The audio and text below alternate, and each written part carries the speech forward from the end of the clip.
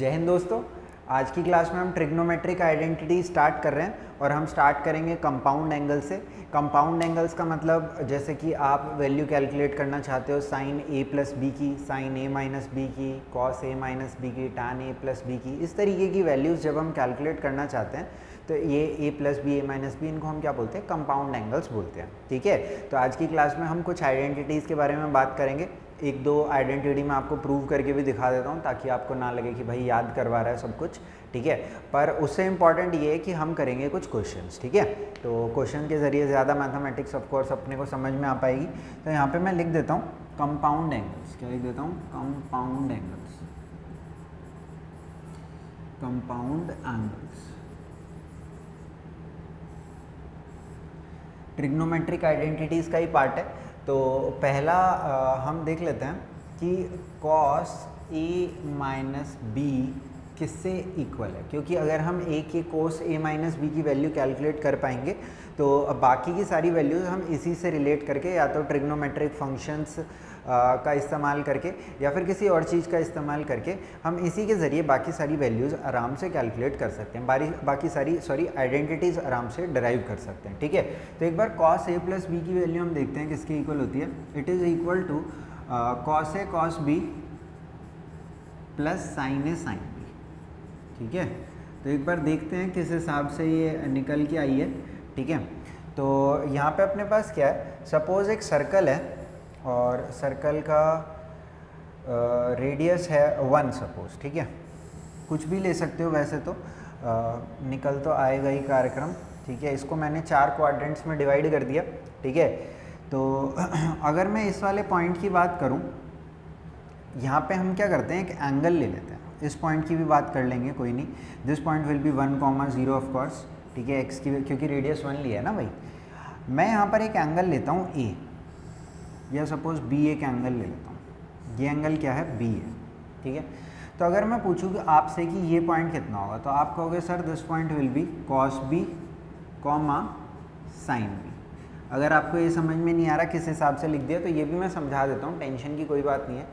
Suppose यहाँ पे आपने इस तरीके से ये ट्राइंगल बना लिया।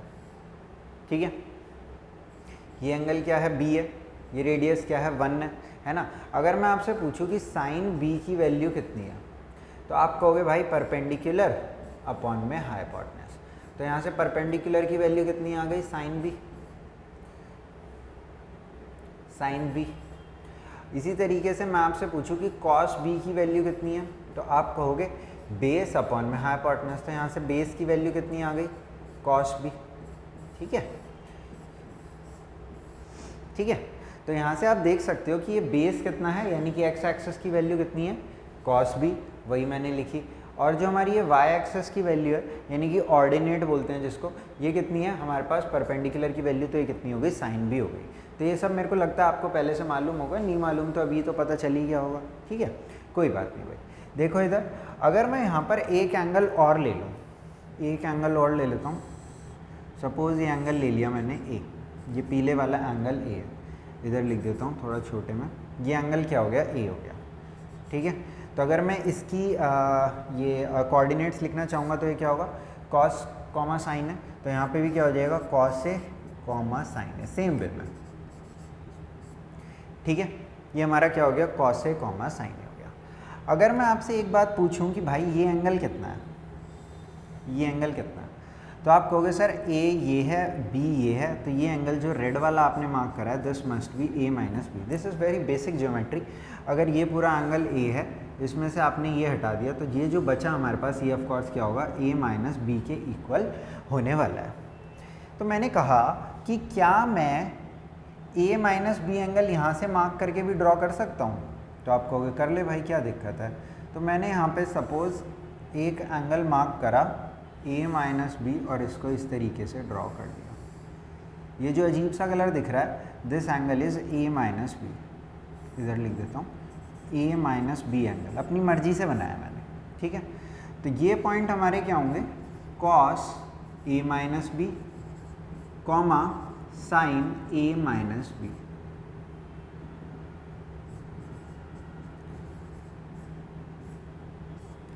अब अगर आपको थोड़ी बहुत ज्योमेट्री का ज्ञान हो तो आपको ये बात पता होगी कि जो हमारी इक्वल कोऑर्ड्स होती हैं वो सेंटर पे इक्वल एंगल सबटेंड करती है ना। ये 9th क्लास में हमने पढ़ा था कि equal co-ord subtend equal angle at the centre. अगर 9th क्लास ध्यान नहीं भी है तो अभी भी हमने जब ट्रिग्नोमेट्रिक क्या बोलते हैं एंगल मेजरमेंट के बारे में पढ़ा था तो वहाँ पे लेंथ ऑफ आर्क की हमने बात करी थी। तो अगर length of arc of course same है तो कॉर्ड की लेंथ भी सेम हो जाएगी, और लेंथ ऑफ आर्क सिर्फ और सिर्फ तब सेम हो सकती है जब एंगल क्या हो सेम, ठीक है।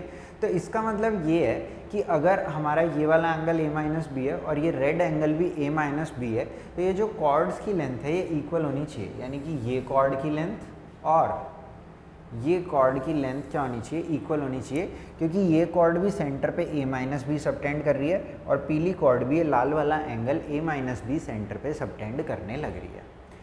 अब सिर्फ और सिर्फ आपको इतना काम करना है कि इस येलो लेंथ को निकाल करके इस अजीब से कलर वाली लेंथ के इक्वल कर देना है और आपको अपने आप ये कॉस a माइनस बी की आइडेंटिटी मिल जाएगी। देखते हैं मिलती है या नहीं मिलती, ट्राई करते हैं, हम कोशिश ही कर सकते हैं भाई। तो देखो कोशिश कर लेते हैं एक बार। यहाँ पर क्या है, अगर मैं ये येलो लेंथ निकालने की कोशिश करता हूँ, येलो कलर से ही करता हूँ, डिस्टेंस फार्मूला लगा देता हूँ, तो this will be cos A minus cos B whole square plus y2 minus y1, y2 minus y1 ई की बात है, किसी को भी आगे पीछे ले सकते हैं डिस्टेंस फार्मूला में, sine A minus sine B whole square का square root is equal to square root of, अगर ये वाले कलर की लेंथ में निकालना चाहता हूँ तो this will be equal to cos A minus B minus 1, यानी कि cos A minus B minus 1 whole square plus sine A minus B minus 0 whole square. अगर अब मैं इस पार्ट को सिंप्लीफाई कर देता हूँ तो देखो क्या होगा, this will be A square plus B square. बस ये कोई इंपॉर्टेंट नहीं है, इंपॉर्टेंट तो आइडेंटिटी है भाई, बस इसीलिए लिखवा रहा हूँ कि आपको थोड़ा याद करने जैसी फीलिंग ना आए, ठीक है। तो ये थोड़ा सा मैं आपको डेराइव करके दिखा देता हूँ, sine square A plus sine square B minus 2 sine A sine B. अच्छा, मैंने दोनों तरफ स्क्वायरिंग कर ली है तो ये स्क्वायर रूट के पार्ट्स हट चुके हैं, ठीक है। एंड दिस पूरा कार्यक्रम इज इक्वल टू, अगर मैं इस तरफ भी स्क्वायरिंग इसको भी ओपन कर लेता हूँ तो ये किसके इक्वल हो जाएगा एक बार देख लेते हैं। So this will become equal to A square plus B square minus 2 A B, A minus B का होल स्क्वायर ओपन कर लिया, और अगर इसको स्क्वायर करता हूँ तो this will be sine square A minus B. देख लेते हैं यहाँ पे कुछ भी चीज़, cos square A sine square A 1, cos square B sine square B 1, तो 1 प्लस 1 2 हो गया, माइनस ये दो बार हैं तो minus 2 cos A cos B minus 2 sine A sine B. देखो थोड़ा थोड़ा जो अपने को आंसर में चाहिए उस टाइप का कार्यक्रम आने लग गया है। Cos square A minus B plus sine square A minus B कितना होगा 1, एंड एक 1 पहले से है तो 1 प्लस 1 कितना हो जाएगा 2, माइनस एक ये क्या है 2 कॉस ए माइनस बी। 2 से 2 को उड़ाओ, अब जो बचा है ये -2 से -2 को अगर मैं उड़ा दूँ तो यहाँ से कॉस ए माइनस बी जो मेरे पास बच रहा है वो किसके इक्वल बच रहा है, जो वहाँ पर लिखा है उसी के इक्वल ये बच रहा है, ठीक है। Cos A minus B will be equal to cos A cos B minus sine A plus sine A sine B. अच्छा, आप सोच रहे होगे -2 को इधर कैसे काट दिया, तो भाई कॉमन निकाल के काटा है मैंने, ऐसे ये मत सोचना कि सीधा काट दिया, ऐसे ही नहीं काट सकते हैं, ठीक है। ये 2 से 2 काटने के बाद इसमें से -2 कॉमन लिया और यहाँ पे भी -2 था तो पूरा -2 से -2 काटा है, यानी कि 10 -2 पूरे में से कॉमन निकाल के फिर काट दिया। तो यहाँ पे अपने पास क्या आ गई, कॉस ए माइनस बी की आइडेंटिटी आ गई, इसी में ही अगर आप b को माइनस बी से रिप्लेस कर दोगे तो minus minus will become plus here और अपने को cos a प्लस बी की आइडेंटिटी भी मिल जाएगी। इसी में अगर आप 90 माइनस थीटा या पाई माइनस थीटा लगाओगे तो आपको साइन ए माइनस बी और साइन ए प्लस की वैल्यू भी सॉरी आइडेंटिटीज़ भी मिल जाएंगी। साइन को कॉस से डिवाइड करोगे टैन की मिल जाएगी, कॉस को साइन से डिवाइड करोगे कॉट की मिल जाएगी। ठीक है, तो वंस अगर अपने को ये मिल जाता है, ठीक है, तो हम सारी चीज़ों को डेराइव कर सकते हैं। ऑफ कोर्स कभी भी आपके एग्जाम में ये सब चीज़ें नहीं आने वाली हैं, स्टिल मैंने थोड़ा सा आपको ये बता दिया। अब यहाँ पे एक बार देख लेते हैं क्या क्या आइडेंटिटीज़ अपने पास हैं, ठीक है, और फिर ये देख लेते हैं कि कैसे हम इनका इस्तेमाल कर सकते हैं। तो cos a plus B will be equal to cos a cos b minus sin a sin b। इसी में अगर मैं कर दूं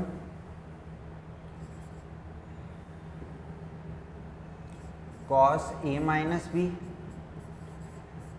तो जहाँ पे भी b लिखा हो सबको माइनस बी से रिप्लेस कर दो, हो जाएगा बस।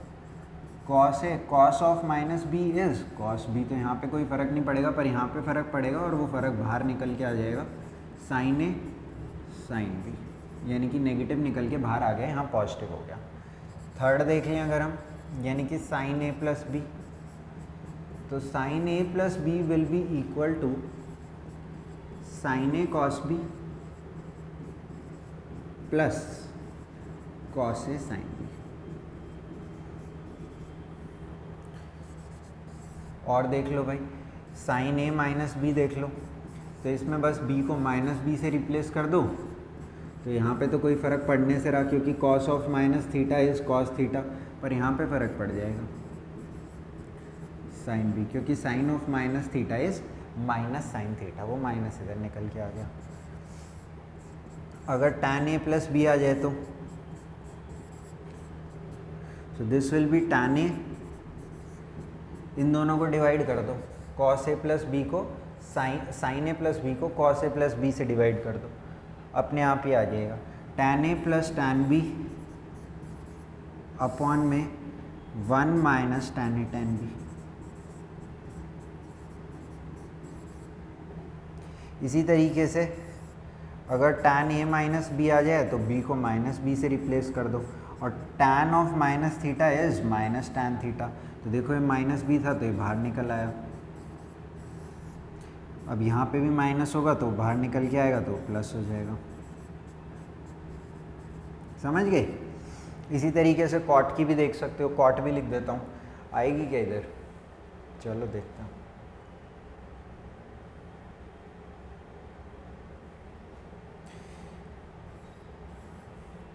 जैसे अगर कॉट की देखें तो cot a plus B is equal to, थोड़ी सी डिफ़िकल्ट है याद करने में, तो मैं तो उल्टा ही इसको याद कर रखा है, cot a plus cot b, और इधर है cot a cot b minus 1। ठीक है, एक लास्ट और देख लो, अरे गिनती नहीं आ रही क्या मेरे को। अगर कॉट a माइनस बी हो जाए तो b को माइनस बी से रिप्लेस कर दो। थोड़ा सा यहाँ पे ध्यान रखना, जिस हिसाब से आपकी बुक में लिखी होगी ये उल्टा है भाई, कॉट a, यही गलती होगी आपकी, cot a minus B is यहाँ पे cot b minus cot a bro, और ऊपर क्या है cot a cot b plus 1। ठीक है, तो ये सब आपकी क्या हो जाता है, कंपाउंड एंगल्स की आइडेंटिटी हो जाती है। ठीक है, इनका यूज़ किस तरीके से कर सकते हैं एक एक करके हम देख लेते हैं। ठीक है, सबसे पहले आप इन्हें नोट कर लो। ठीक है, और जितनी भी आइडेंटिटी हो उनकी तो बल्कि एक शीट ही बना लेना और उसको अपने जहाँ भी आप पढ़ाई वढ़ाई करते हो वहाँ पे रख लेना, ताकि आपको बार बार दिखती रहे तो याद हो जाए भाई, है ना। तो क्योंकि आप डराइव नहीं कर सकते भाई एग्ज़ाम में, आप ये सब कार्यक्रम उन्हें थोड़ी ना, ये कहानी थोड़ी ना सुनाओगे, वो तो सवाल देंगे, सवाल आप निकाल सकते हो तो ठीक है बात। ठीक है, समझने के लिए अच्छी बात है, समझने के लिए बहुत अच्छी बात है, आईक्यू डेवलप करने के लिए बहुत अच्छी बात है, पर पेपर के लिए अच्छी बात नहीं है। पेपर में तो आपको अगर याद है तो ज़्यादा फ़ायदा है, अगर आप डराइव करोगे हर चीज़ को तो कम फ़ायदा है। देखो क्वेश्चन किस तरीके से आते हैं, सपोज़ आपसे वो वैल्यू निकालने के लिए बोल दें कि साइन 75 की क्या वैल्यू है, समझ रहे हो। तो अब आप कहोगे भाई साइन 75 तो नहीं पता, हमें तो पता 45 पता है, 60 पता है, 30 पता है, 90 पता है, 0 पता है। ठीक है, तो आप यहाँ पर क्या इसको ऐसे लिख सकते हो कि ये इक्वल है 30 + 45 के। आप कहोगे बिल्कुल लिख सकते हैं, और 30 की भी वैल्यूज़ अपने को सारी पता है, और 45 पे भी अपने को सारे ट्रिग्नोमेट्रिक फंक्शंस की वैल्यू पता है, ठीक है। तो यहाँ पर अगर मैं साइन ए प्लस बी की आइडेंटिटी लगाऊँ, जो कि मैंने यहाँ पे लिखी थी, तो अब देखो क्या होगा। यहाँ पे मैं इसको क्या लिख सकता हूँ, sign A cos B plus cos A sine B, ठीक है। अगर यहाँ पे हम वैल्यू डाल दें तो 1/2 इंटू 1/√2 प्लस √3/2 इंटू 1/√2, तो ये किसके इक्वल हो जाएगा, 1/2√2 प्लस √3/2√2। अगर एलसीएम ले लो तो ये किसके इक्वल हो जाएगा, 1 प्लस √3/2√2। तो ये हमारी वैल्यू किसकी आ गई, साइन 75 की आ गई, ठीक है। इसी तरीके से सपोज आपसे वो पूछ लें कि सपोज tan 15 कितना है, तो आप कहोगे tan 15 तो नहीं पता, पर भाई एक चीज़ पता है कि tan 15 को 45 - 30 लिख सकते हैं। तो मैं कहूँगा इतना पता है तो इतना काफ़ी है, क्योंकि इसको मैं क्या लिख सकता हूँ, tan A - tan B upon में 1 + tan A tan B, upon में 1 + tan A tan B, ठीक है। अब यहाँ पे वैल्यूज सारी आपको पता है, 1 - 1/√3 अपॉन में 1 + 1/√3। अगर इसको आप थोड़ा सिंप्लीफाई कर दोगे तो दिस विल बिकम √3 - 1 अपॉन में √3 + 1। चाहे तो इसको भी रेशनलाइज कर लो, ठीक है भाई। तो इस तरीके से इन कंपाउंड एंगल्स का काम आ जाता है, ठीक है। अच्छा भाई, अगर आपसे कोई एक चीज़ अच्छा मेरे को बताओ, अगर बता सको तो, कि cos 15 की वैल्यू अगर आपसे कोई पूछ ले तो कैसे निकालोगे। एक तरीका तो आपको पता ही चल गया, क्या कि इसमें हम लगा लेंगे cos 45 - 30। पर दूसरा तरीका अगर आपको लास्ट क्लास ध्यान है, जहाँ पे मैंने आपको ट्रिग्नोमेट्रिक फंक्शंस के बारे में बताया था, तो क्या मैं ऐसा लिख सकता हूँ, cos 15 = 90 - 75, और 90 यानी कि वर्टिकल एक्सेस, और वर्टिकल एक्सेस पे क्या होता है, चेंज हो जाता है। cos किस में बदल जाता है, साइन में बदल जाता है। तो cos किस में बदल जाएगा, साइन 75 में। और देखो साइन 75 की वैल्यू ऊपर लिखी है, अभी लिखी है, ठीक है। तो cos 15 किसके इक्वल हो जाएगा, साइन 75 के इक्वल हो जाएगा। ये भी तरीका है निकालने का। अगर आपको ये पहले से पता है तो इस तरीके से कर सकते हैं। साइन 75 पता है, cos 75, अच्छा cos 15 है यहाँ पे, अगर साइन 75 निकाल लो, cos 75 निकाल लो, दोनों को अगर आप डिवाइड कर दो तो भी वैल्यू निकल आएगी। किसकी, cos की साइन cos को डिवाइड करोगे तो tan की निकल आएगी, ठीक है। tan साइन को डिवाइड करोगे तो sec की निकल आएगी। वो सब चीज़ डिपेंड करता है किसको किससे डिवाइड कर रहे हैं, ठीक है। मैं बस ये बताना चाह रहा हूँ कि यूज़ किस तरीके से कर सकते हैं। देखो कुछ क्वेश्चंस और दिए गए हैं यहाँ पे, तो मैं यहाँ पे लिख के लाया हुआ हूँ कुछ क्वेश्चंस। देखो भाई, पहला क्वेश्चन है साइन 36 cos 9 प्लस cos 36 sin 9।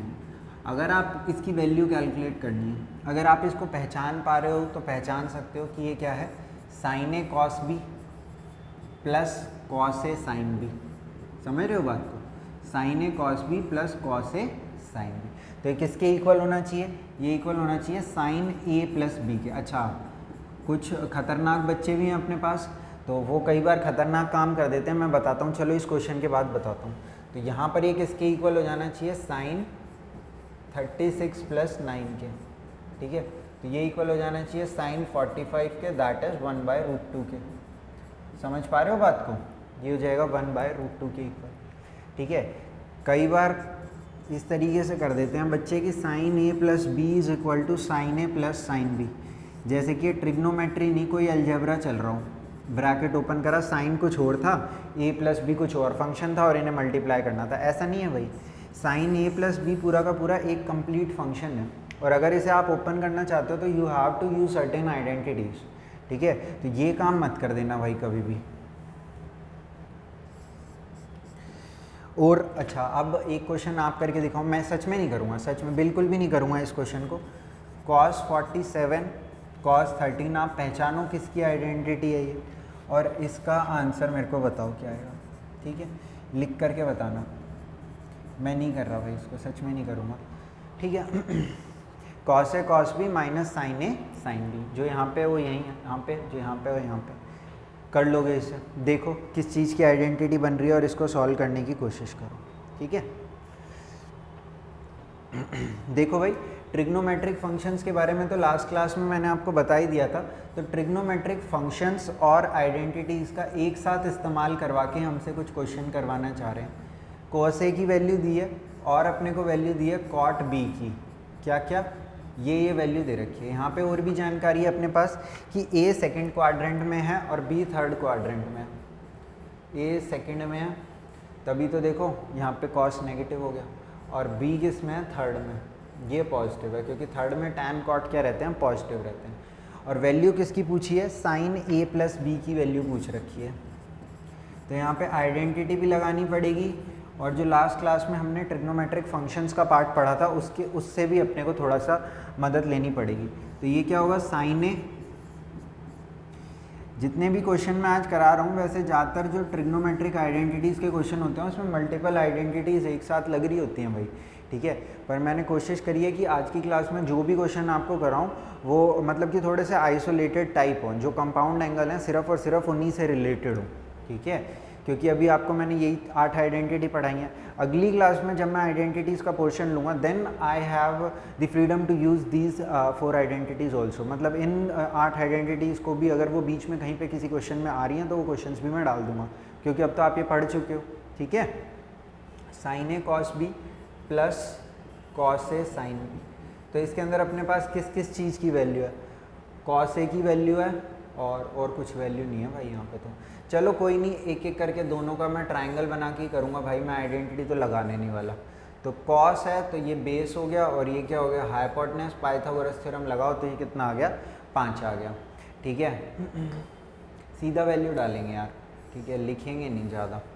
दूसरे में क्या है, ये बी है, तो कॉट बी किसके इक्वल होगा, बेस बाय परपेंडिकुलर। टैन का उल्टा होता है ना, टैन क्या होता है, परपेंडिकुलर बाय बेस, तो ये क्या होगा, बेस बाय परपेंडिकुलर। 27 दिया है क्या, ये कैसी उल्टी सीधी वैल्यूज़ हैं, सॉरी 24/7 है।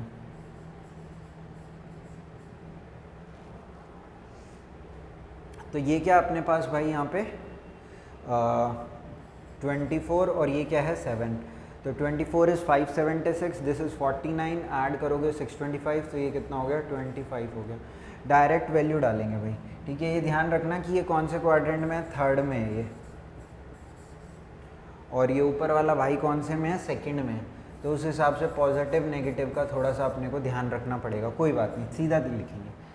साइन ए, तो साइन ए यानी कि ऊपर वाले ट्राइंगल में से परपेंडिकुलर बाय हाइपोटेनस, यानी कि 5/13।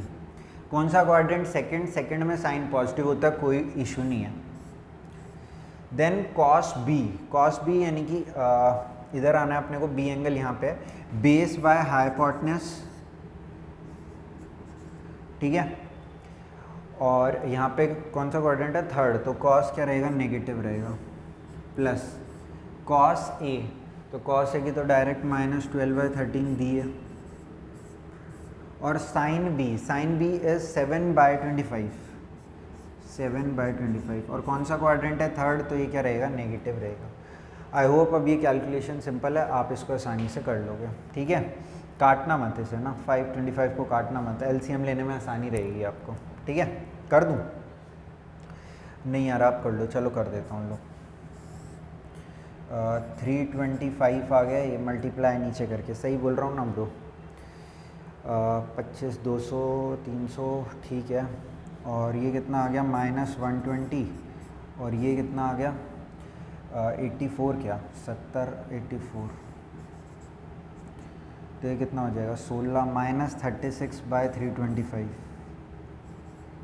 कट रहे नहीं है, ये नहीं कट रहे ना भाई, कट रहे हैं क्या, 3 की टेबल से कटते हैं क्या, नहीं कटते,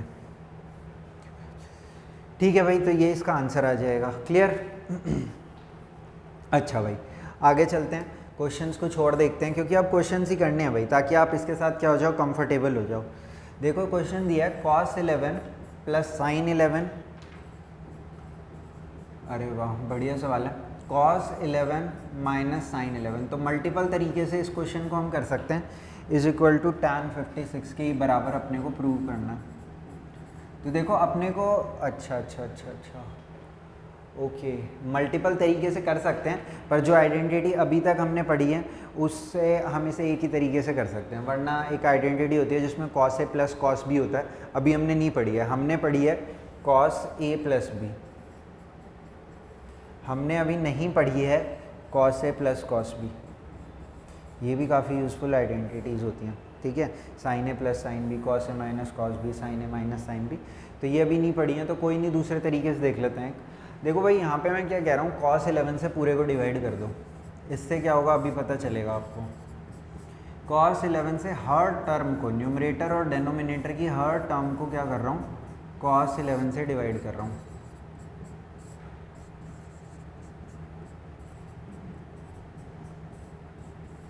देखो भाई इससे क्या हो रहा है, यहाँ पे क्या बन गया 1, यहाँ क्या बन गया tan 11 अपॉन में 1 माइनस यहाँ क्या बन गया tan 11 बन गया। अब देखो यहाँ पे क्या इस 1 को लिख सकता हूँ tan 45, क्योंकि tan 45 की वैल्यू क्या होती है 1 होती है, प्लस tan 11 अपॉन में 1 माइनस tan 11। अच्छा tan 11 को अगर मैं tan 45 से मल्टीप्लाई कर दूँ कोई फ़र्क पड़ेगा नहीं, क्योंकि tan 45 इज़ 1। पर अपने लिए फ़ायदा हो जाएगा, क्या फ़ायदा हो जाएगा, tan a plus tan b upon में 1 minus tan a tan b। आप कहोगे भाई तेरे को क्या सपने आते हैं, कहीं पे भी tan 45 लिख देता है ना, कहीं भी यहाँ क्यों नहीं लिख देता, यहाँ लिख देना। तो भाई आपको कोशिश करनी है आइडेंटिटीज़ बनाने की, समझ रहे हो, बनाने की मतलब कि खुद मतलब इन्वेंट करने की नहीं, वो भी करना चाहो तो कर लो, वो आपकी मर्ज़ी है। पर यहाँ पे जो हमारे पास क्वेश्चन में फॉर्म्स आ रही हैं उसके अंदर कोई आइडेंटिटी क्रिएट कर सकते हो क्या आप, वो आपको हमेशा ट्राई हार्ड करते रहना है, ठीक है। तो यहाँ पे इसको देखते ही मैं समझ गया था कि 1 plus tan something 1 minus tan again something, ठीक है। तो यहाँ पे tan a minus tan B या tan a plus tan B की आइडेंटिटी क्रिएट करी जा सकती है। ये फॉर्म आपको बहुत बार दिखेगी 1 plus tan A upon 1 minus tan A, और इसको मैं हमेशा इसी तरीके से लिखते आपको नज़र आऊँगा। तो this is tan a plus B की आइडेंटिटी। तो tan 45 plus 11 that is tan 56। यही हमको इस क्वेश्चन में प्रूव करना था, ठीक है। दूसरे तरीके से भी कर सकते हैं, जब वो आइडेंटिटी हम पढ़ेंगे तब हम इसको उस तरीके से देखेंगे सेम क्वेश्चन को। अभी पढ़ाई नहीं है वो आइडेंटिटी, तो अभी उस तरीके से रहने देते हैं। अच्छा ये क्वेश्चन आप लोग करना, इसी पेज पे लिख देता हूँ, सेम है। ये दिया है cos 9 प्लस sin 9, अरे बिल्कुल ही सेम दे दोगे क्या,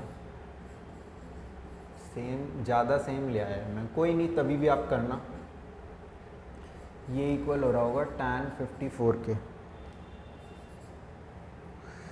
उतने के ही है, ठीक है।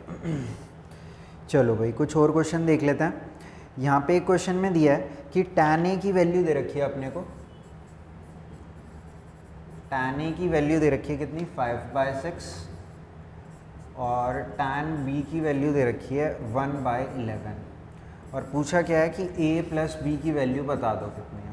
अरे अच्छा भाई a प्लस बी की वैल्यू बतानी है ना, तो यहाँ पे देखो दो तरीके से इस क्वेश्चन को किया जा सकता है। तरीका नंबर 1 तो ये है कि आप a की वैल्यू निकालो, b की वैल्यू निकालो और ऐड कर दो, पर a और b की वैल्यू निकालने के लिए लग जाएगा आपको यहाँ पे कैलकुलेटर। बिना कैलकुलेटर से आप निकाल नहीं पाओगे, क्योंकि tan की वैल्यू कब 5/6 होती है आपको मालूम ही नहीं है, 1/11 होती है ये भी नहीं मालूम। तो दूसरा तरीका ये है, कुछ ऐसा जुगाड़ सोचो कि जहाँ पे tan a plus tan b का इस्तेमाल करके आप a प्लस b ला सकते हो। तो आप कहोगे सर एक जुगाड़ है जहाँ पे हमें a प्लस b नज़र आता है, ये आइडेंटिटी है, ठीक है। तो tan a plus b is tan a plus tan b upon में 1 minus tan a tan b, यही होता है भाई, है ना। ये हमारी tan a प्लस बी की आइडेंटिटी है। तो यहाँ से अगर मैं tan a प्लस बी की वैल्यू कैलकुलेट करना चाहूँ तो कर सकता हूँ, और अगर कुछ ये ढंग की वैल्यू आई तो मेरे को a प्लस बी की वैल्यू भी पता चल जाएगी, क्योंकि दो इक्वेशंस को मैं सिंगल इक्वेशन में कन्वर्ट करने की कोशिश कर रहा हूँ। और ये बेनिफिशियल भी इसीलिए है क्योंकि डायरेक्टली मेरे को a प्लस बी की ही वैल्यू उन्होंने पूछी है, a एंड b की वैल्यू उन्होंने नहीं पूछी, a प्लस बी की वैल्यू ही पूछी है। तो tan a की वैल्यू अगर मैं यहाँ पे यूज़ करूँ तो इट इज़ 5/6 और दिस इज़ 1/11 अपॉन में 1 माइनस दिस इज़ 5/6 इंटू में 1/11, ठीक है। तो tan A और tan B की वैल्यू मैंने यहाँ पर यूज़ कर ली। अगर मैं यहाँ पे थोड़ा सा LCM का हिसाब लगा लूँ तो दिस इज़ 66 एंड 66 55 प्लस 6 जो भी है, थोड़ी सी आप मेहनत करो आराम से कर लोगे। दिस इज़ 66 माइनस 5, अरे भरोसा है मेरे को, पूरा भरोसा है, कर लोगे तुम। 66 से 66 कट गया और ये कितना हो रहा है 61 और नीचे भी हो रहा है, अरे वाह बन गई बात। तो tan A plus B is 61/61। तो tan A प्लस बी जो अपने पास आ रहा है वो किसके इक्वल आ रहा है, 1 के इक्वल आ रहा है। सीधी सी बात ये है कि A प्लस बी इसका मतलब क्या है, π/4 है। अभी ट्रिग्नोमेट्रिक इक्वेशंस जब हम पढ़ेंगे तब इसका और भी काफ़ी सारे मतलब हो सकते हैं, ये आपको समझ में आएगा। ज़रूरी नहीं है कि ये π/4 ही होगा, वहाँ पे आपको समझ में आएगा कि this is equal to n pi plus π/4, ठीक है। इसका मतलब भी समय आने पे आपको पता चल जाएगा कि क्या होता है, ठीक है। इसी तरीके का एक क्वेश्चन अब आपको दूंगा, ठीक है। अब भाई आपको भी मेहनत करनी पड़ेगी मेरे साथ साथ, ऐसा नहीं है कि सारे सवाल मैं ही करूँगा, क्योंकि जब आप, वही बात है कि किसी के सिखाने से आप थोड़ा बहुत सीख सकते हो और ख़ुद से आप बहुत कुछ सीख सकते हो। लिखूँ कहाँ पे यार, एक तो लिखने का तरीका कितना बेकार है मेरा, ठीक है। अच्छा गया, मैं नहीं छोड़ता हूँ क्या कुछ भी, चलो ठीक है कोई नहीं, अगले पेज पे देता हूँ। यहाँ पे दिया है tan A, ये आपके लिए tan A पिछले क्वेश्चन की तरह ये same is m-1, tan B is 1/2m-1, और यहाँ पे आपसे A माइनस बी की वैल्यू पूछी है। वहाँ पे A प्लस बी की पूछी थी तो मैंने tan A plus B use करा, क्योंकि tan A और tan B अपने पास अवेलेबल थे। यहाँ पे भी tan A tan B available हैं, पर A माइनस बी पूछा है, तो मैं नहीं बताऊँगा, आप खुद सोचो कि क्या आइडेंटिटी यहाँ पे से यूज़ करोगे और क्या वैल्यू इसकी निकल के आएगी, ये भी आपको बताना है भाई, ठीक है। अच्छा भाई आगे चलते हैं। अच्छा ये क्वेश्चन दिया है, एक सेकेंड बस,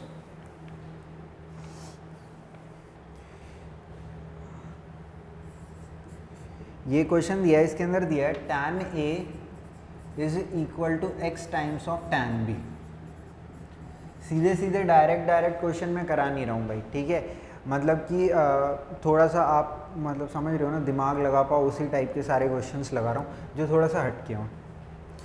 tan A is equal to x times of tan B, then prove that, ये गिवन है अपने को, इफ़ मतलब कि अगर ये बात सच है, यानी कि ये बात वो कह रहे हैं कि सच है, then prove that, if prove that, क्या प्रूव करोगे भाई, कर दो प्रूव कि साइन A माइनस बी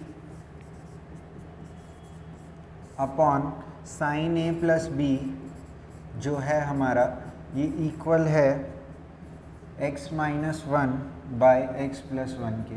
तो देखो भाई मल्टीपल तरीक़ों से इस क्वेश्चन को मैं कर सकता हूँ, दो तरीक़ों से आपको करके दिखाता हूँ, ठीक है। और भी किया जा सकता है दो तरीक़ों से, पर मैं आपको करके दिखाता हूँ। देखो अगर यहाँ पे आप आइडेंटिटीज़ यूज़ करते हो तो ये हो जाएगा sine A cos B and this will be cos A sine B। Sine A minus B डाल दिया मैंने इसमें, नीचे वाले में साइन A प्लस B डाल देते हैं, तो साइन A कॉस B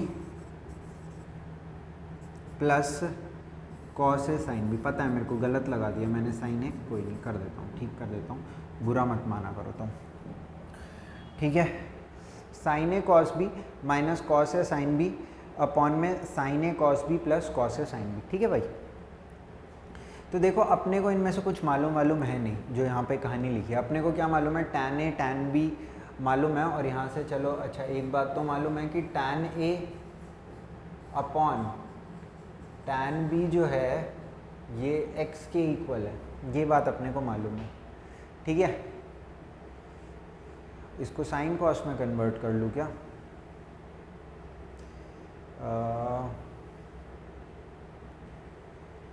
इसको साइन कॉस में कन्वर्ट कर लूँ क्या, sine A cos B sign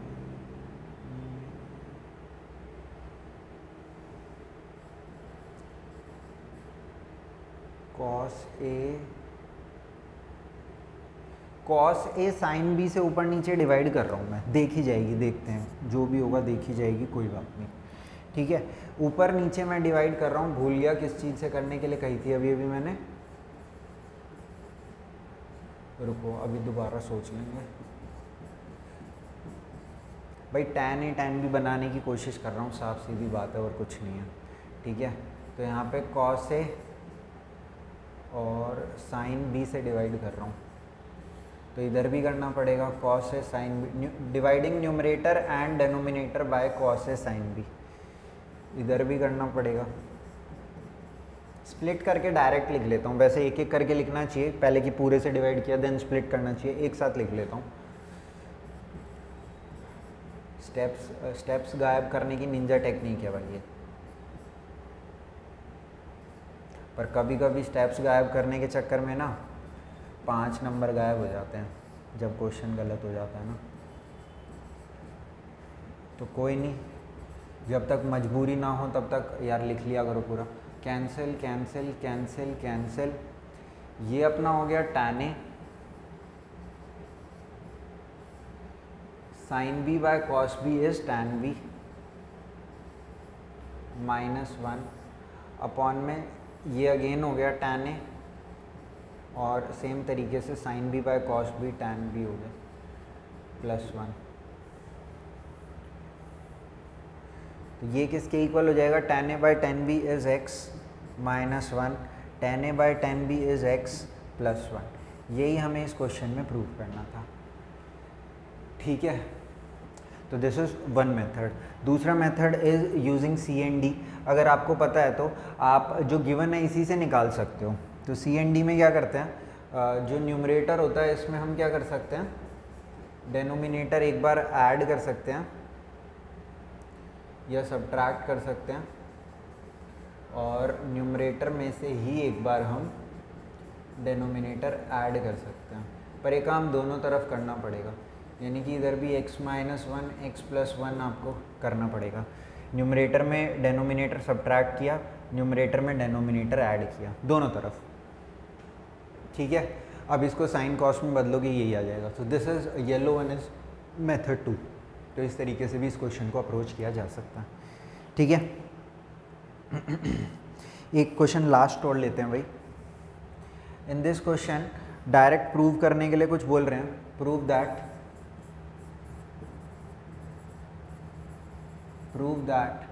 tan 13 theta minus tan 9 theta minus tan 4 theta is equal to इन्हीं तीनों टर्म्स का मल्टीपल तरीके से इस क्वेश्चन को भी आप सोच सकते हो, बट आपको बस ये ध्यान में रखना है कि ऐसा मत कर देना कि जैसे 13 के लिए कोई आइडेंटिटी लगाई या इन दोनों के बीच में कोई आइडेंटिटी लगाई tan a minus tan b की। वैसे तो tan a minus tan b you do not know directly, but you can find out using tan a minus b, ठीक है। तो वहाँ से आप निकाल सकते हो tan a minus tan b की आइडेंटिटी क्या रहेगी, ठीक है। वरना एक जो मतलब ईजीएस्ट वे जो मेरे को लगता है, अगर उस हिसाब से देखना चाहो तो देख सकते हो कि जो हमारा tan 13 थीटा है इसको बाकी दोनों की टर्म्स में मैं लिख सकता हूँ, यानी कि क्या लिख सकता हूँ, tan 9 थीटा प्लस 4 थीटा, है ना। अगर अब मैं यहाँ पर इसमें आइडेंटिटी लगाना चाहूँ तो यहाँ पे क्या लिखूँगा, tan a, इम्पॉर्टेंट सवाल है, प्लस tan b अपॉन में 1 minus tan a tan b। समझ रहे हो ब्रो, क्रॉस मल्टीप्लाई कर दो, आई गेस आ जाएगा। tan 13 theta minus tan 13 theta tan 9 theta tan 4 theta is equal to tan 9 theta plus tan 4 theta. Left right adjust कर लो, बस आ जाएगा जो भी चाहिए। इस पूरे को उधर ले जाओ, इस पूरे को इधर ले जाओ, इस पूरे को इधर ले आओ, यही प्रूफ करना है बस, ठीक है। चलो ठीक है भाई, थैंक यू आप सब लोगों को आने के लिए, और मेहनत करते रहो भाई, ठीक है। मैं भी आपके साथ लगा हुआ हूँ, कोशिश कर रहा हूँ अपने हिसाब से जितना भी मेरे को समय मिलता है वीडियोस बनाने का। पर आप लोग भी करते रहो, अगर कोई डाउट्स वाउट्स आते हैं तो मेंशन कर दो, अगर मेरे को लगा कि बढ़िया सवाल है तो मैं उसको वीडियो में ले लूँगा। ठीक है, चलो थैंक यू भाई, आपका आने के लिए thank you, bye bye, Tata.